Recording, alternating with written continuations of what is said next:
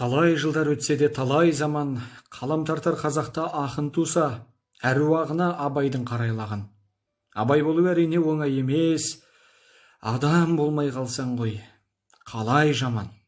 Деп жырлаған Мұхамелдің мұзбалағы қазақ поэзиясының хан тәңірі, ақиық ақын, поэзия аспандағы ең жарық жұлдыздардың бірегейі Мұқағали Сүлейменұлы Мақатаевтың шығармашылығы естеріңізде болар. Қазақ айтады, Мағжан ақынның ақыны, ал Абай ақылдың ақыны дейді. Бір ортада Абай туралы кеңінен әңгіме таралып, Абай жайлы айтылып отыр екен. Сонда әлгі ортаға зиялы қауым өкілі, көрнекті жазушы, әдебиет майталманы, қаламы қарымды қаламгер Асқар Сүлейменов кіріп келіп, жігіттер, осы Абай деп сарнайсыңдар, Абай туралы көп айтасыңдар, осы Абайдың ескеретін уағы болады ма деп сауал тастапты. Сонда жанында отырған әлгілердің зәресі ұшып кетіп, Асеке, бұл не дегеніңіз? Абай ескірмейді десе, ұғымы терең сөз айта білетін Асқар Тоқпанов, жігіттер, қазаққа ескірген кезде Абай ескіреді депті. Қазақтың тұңғыш кәсіби режиссері болған Асқар Тоқпановқа да жас актер келіп, Асеке, Абай туралы бір қойылым қояйықшы. Мен сол қойылымда Абайдың рөлін ойнағым келеді депті. Сонда Абайды жақын танитын, Абайдың шығармашылығыменен таныс болған Асқар Тоқпанов жас актерге қарап, ойнау менен ойлаудың ара жігін ажырата алмапсың ғой депті. Арасында да Абайдың шығармашылығына үңілген сәтте біздің Абай болғандығымыз, мұқият болғандығымыз әбден керек.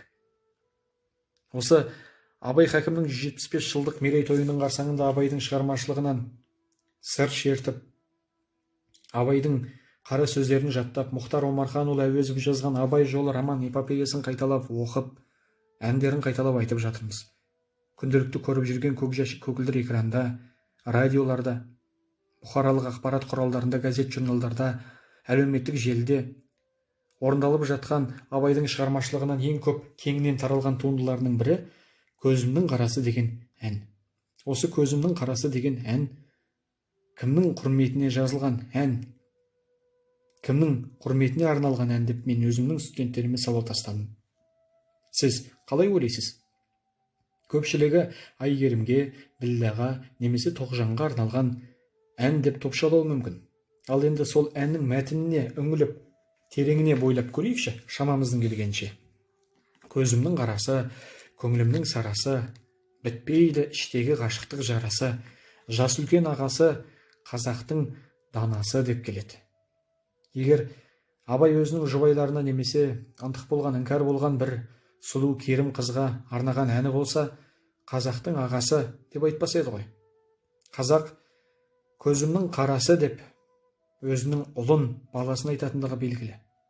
Абайдан бұрын дүние салған Әбдірахман деген ұлы болған.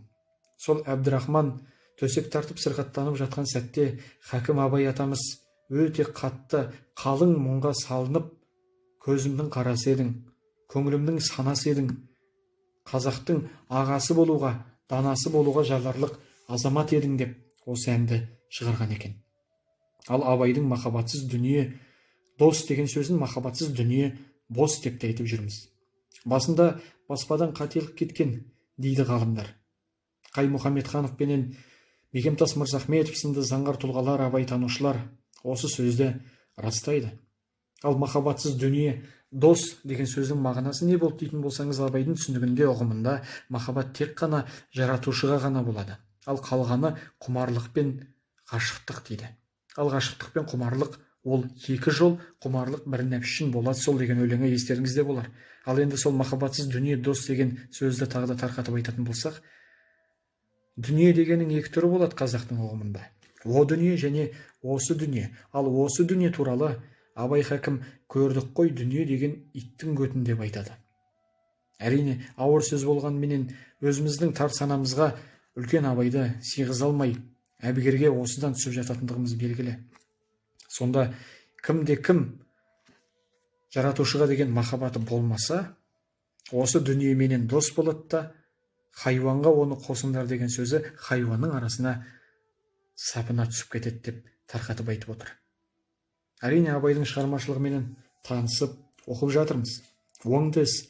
Бірақ та Ыбырай Алтынсарин айтқандай, оқығанды көңілге ықылас пен тоқылық керек қой. Абайдың өзі айтқандай, адам ақылсыздығынан азбайды, ақылдың сөзін ұғып аларлық жүректе жігер қайрат, байлаулықтың жоқтығынан азат дейді. Осы оқып жатқан Абайдың шығармашылығын қаншалықты жүрегімізге байлап жатырмыз? Сұрақ сонда. Абайдың өзі айтқандай, жүрегімнің түбіне терең бойла, мен бір жұмбақ адаммын, оны да ойла дейді. Абайдың жұмбағын шешіп, жүрегіне терең бойлай білдік пе?